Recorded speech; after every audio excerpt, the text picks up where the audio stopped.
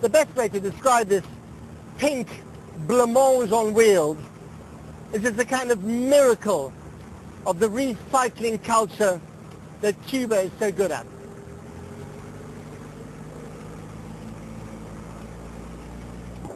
And this is one of the thousands of miracle workers, Adolfo Diaz. He's the proud owner of this dinosaur. This one still has the original engine, and Adolfo keeps repairing it with the loving care normally reserved for a child. This car is a family relic, he told us. He had it for over 2 decades.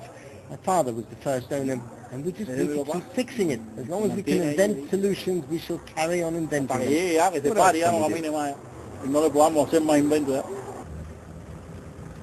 Back to my Buick, now safely in the hands of the man who normally commandeers it for the limo company.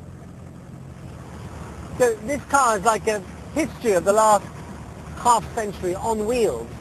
You've got the American original exterior, you've got a new Japanese engine, you've got Russian brakes that were put in, I don't know, 25 years ago, so he thinks.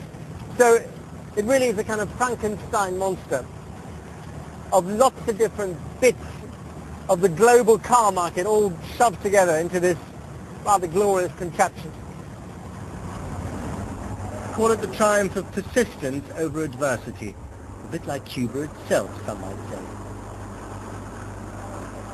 This is the small town of Bejucal, about an hour's drive from the capital, Havana, and to be perfectly honest, it's not the kind of place that any foreign tourist here would either get to see or indeed want to see. But here in Bejucal, you get a real glimpse of the gritty challenges of Cuba's economy and also of its opportunities. Now, we'll return here in a minute, but in order to explain the economic story of Cuba today, we have to start in Havana. It's not Manhattan, it's not Monte Carlo. Welcome to what is virtually the last bastion of anti-capitalism on the planet, Havana. So why the champagne, the tuxedos, and the distinctly unproletarian bling? This is the gala evening of the annual cigar festival, and these people are here to launch the world's most expensive and exquisite cigar perhaps ever made, the Cohiba Vejique. Price as much as $50 each, or the equivalent of a good monthly salary in Cuba. This event is actually being broadcast live on state television, and if the smoke-clad excess doesn't cause offense outside this hall, it's because there is immense national pride in Havana cigars, one of Cuba's top 3 exports. Cigars aren't the only thing that's schizophrenic about Cuba's economy. There's the official socialist economy, prized in local pesos, which provides cradle-to-grave free education and health care, as well as food, housing and utilities at a very low cost. Sounds fabulous, except that it's plagued by shortages, queues and ration cards that belong to the dustbin of history. Then there's the rampant black market, flourishing out of sight but never out of mind. And finally the tourist economy, priced in hard currency, courtesy of 2 million or so foreigners visiting each year. This is full of the promise of growth, if it weren't for the thing that almost every ill in Cuba is officially blamed on, the American trade embargo. As old as the vintage cars that are its most prized byproduct, clattering along with miracles of recycling. Looking out over the city is the woman who's in charge of Cuba's troubled relations with America. Laughingly, she admits that she learned her English in Russia in the glory days of communism.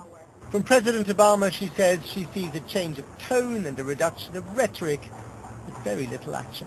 I don't think that we blame everything on the embargo, but the embargo is a real obstacle for Cuba's development, for the economic and social development of Cuba. So to those who say that we do not want the embargo to be lifted because we would be deprived of an argument that we have used, we tell them, lift the embargo. And let's have a look. And let's have a look. Unable to trade freely on the world's open market, Cuba has become a master of trading on the past. I want to see one signature example. Guess who used to live and work here? I'll give you a clue.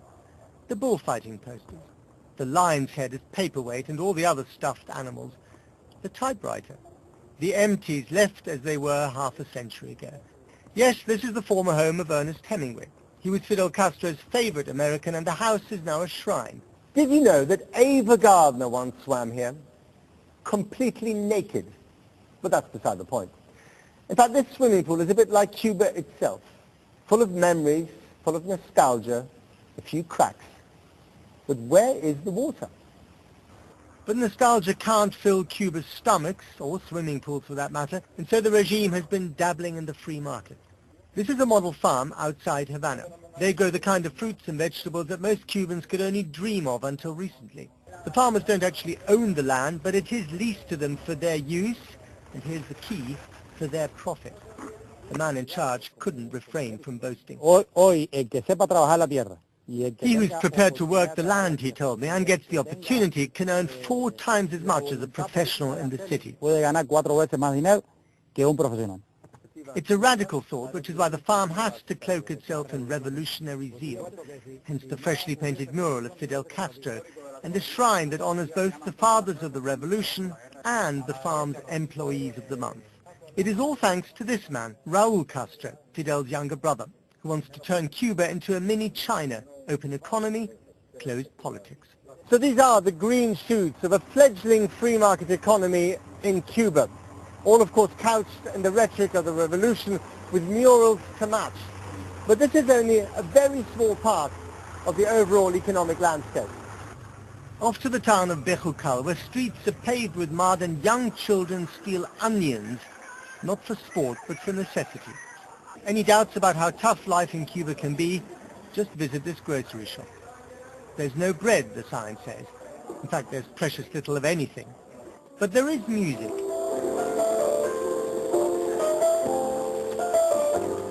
As time goes by, you can't make this stuff up.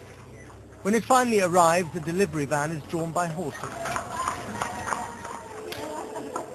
And the local kids play baseball, the national obsession, but with bottle tops. Cuba is getting poorer, not richer, and despite dipping its toes gingerly into the waters of political debate, politics too is stuck in a time warp. Raul Castro on the left peers down from the wall, a reluctant agent of change, a slave to the past, but still the man with an iron grip. Just ask his daughter Mariela. We did. She's a social reformer for gay rights, but she also knows when to toe the family line. You talk to your father a lot. He respects you. I asked her. Do you ever tell him to retire, to hand over power to the next generation? Papá, tenemos que cambiar más.